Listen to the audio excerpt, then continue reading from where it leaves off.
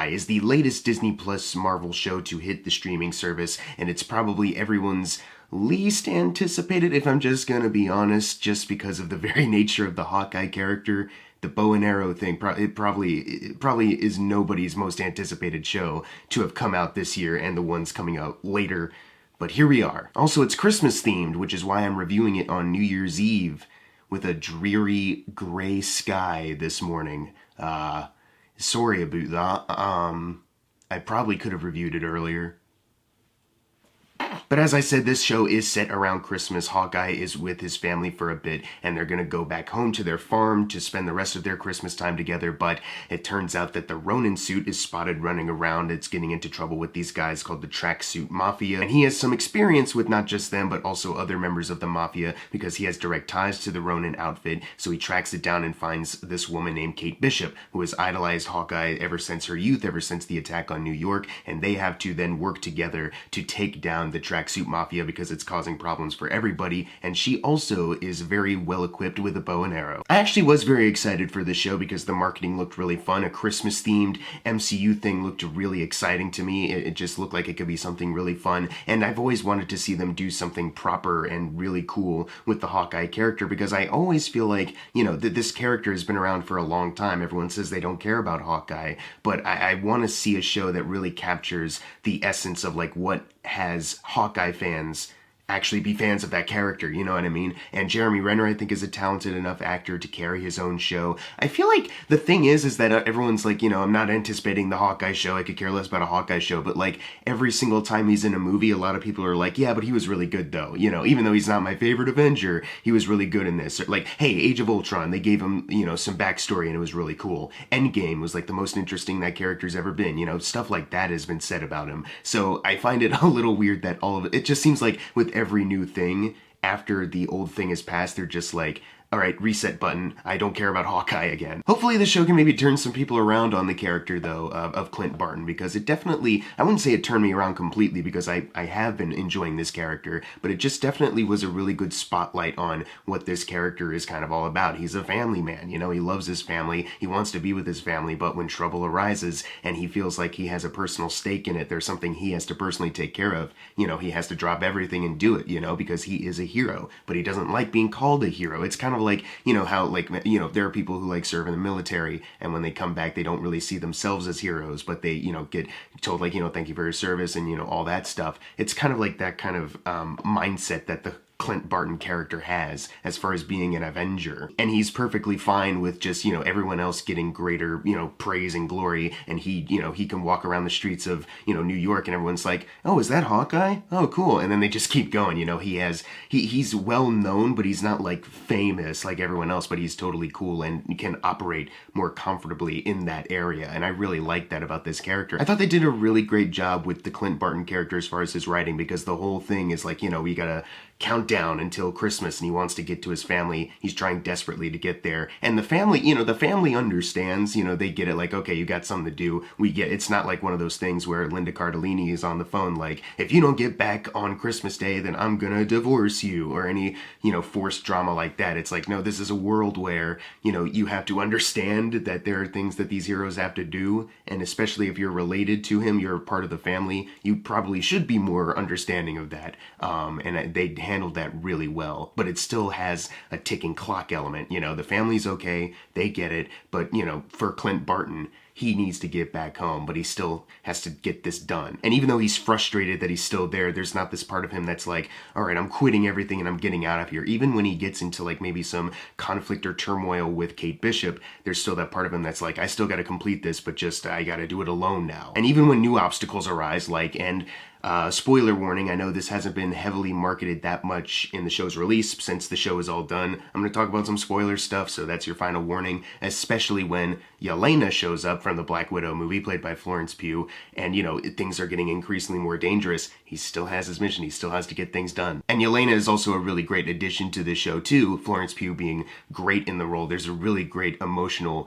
bit in the finale where they finally kind of come to terms with what's happened and, you know, find some peace together. You know, they start to heal, you know, together, and grieve properly, which is great. Obviously, Yelena was sent on this mission because she believes that Clint killed Natasha because of Julia Louis-Dreyfus, but obviously that is not the case. But that does add some conflict, and it adds some great dynamics between her and Kate Bishop, where, you know, at one point they'll be fighting each other, you know, threatening each other, but then they'll be like kind of lively, like, hey, we could potentially be friends, you know, you're not actually that bad a person, but I still gotta go kill Hawkeye. So, and speaking of Kate Bishop, Haley Steinfeld is a wonderful addition to the MCU cast, you know, just this dynamite of charisma. She does it so well in this show, and it's not just, you know, I'm, you know, young Hawkeye, I'm young girl Hawkeye, and that's my character, that's all we're gonna get. You know, the show is about both of these characters. It's about Clint and it's about Kate, and they've crafted a really interesting character that also sees what makes Hawkeye so special and is inspired by that. The fact that,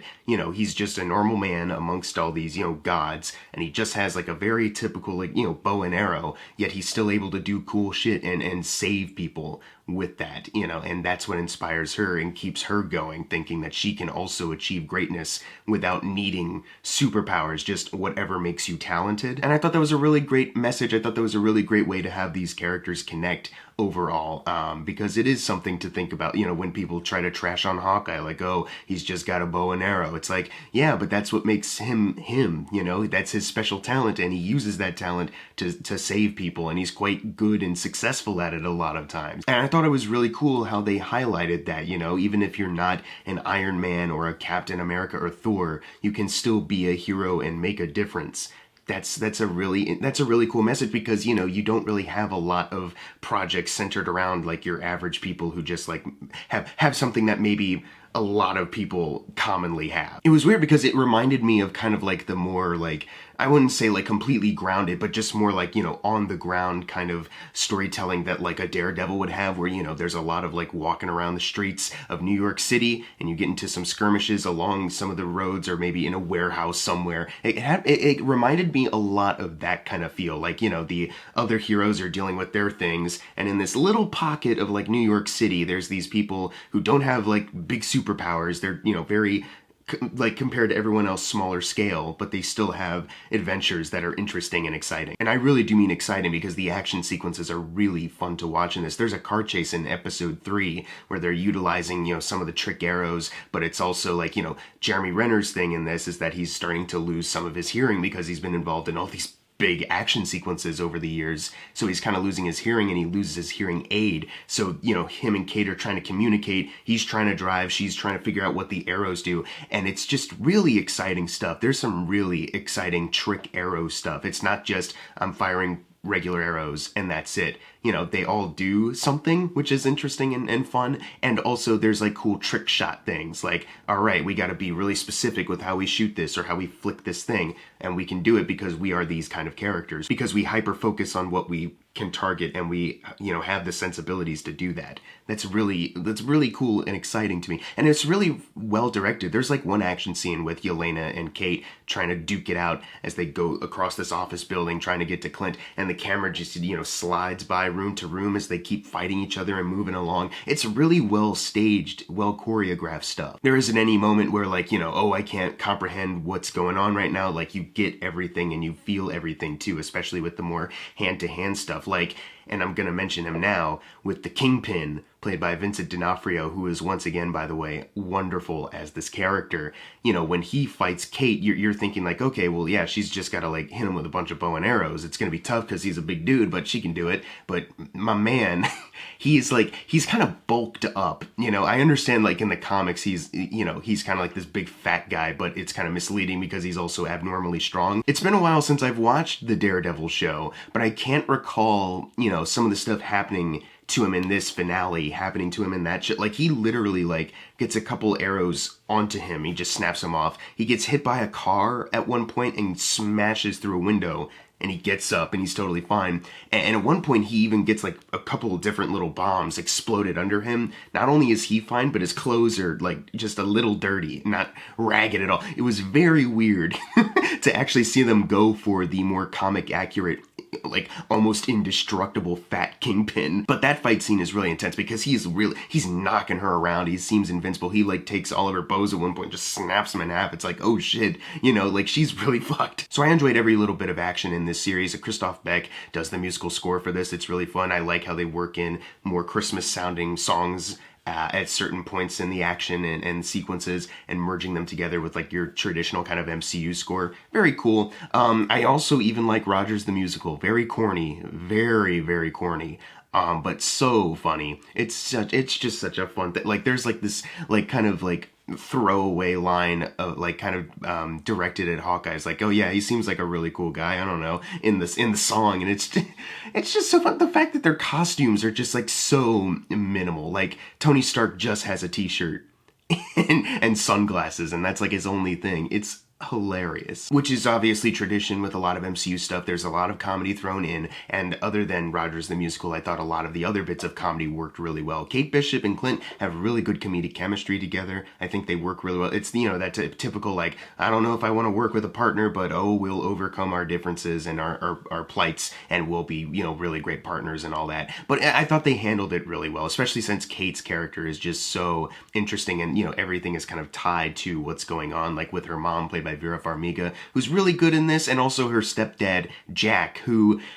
It was very misleading at first because I was like, I know it can't be a villain because they're laying it on a little too thick, but I know in the comics, you know, this character is someone called the Swordsman who is a villain. So is that going to play a factor in this at all? I'm not really sure. And only to find out, like, yeah, he was just a big old obvious red herring, and he's just a big goof, you know, because Vera Farmiga probably knows that he's like a big fucking idiot and was like, if I ever need to throw someone under the bus, it's him and I won't miss him, you know. But just seeing him kind of embrace like, aha, you know, flinging a sword around and helping Kate at the end, I thought that was really funny. And then he becomes a LARPer, which I thought worked. The LARPers are fun in this. But it's a good mix of that comedy with drama, especially between Vera Farmiga and Haley Steinfeld. Those two work off each other really well. Vera Farmiga, I think, handles that character really well. If they ever do like a season 2, like if this gets renewed, it would be really interesting to see how that character continues, if, you know, what else is there to tell with that story, because, you know, it's a very interesting setup. You know, she kind of starts off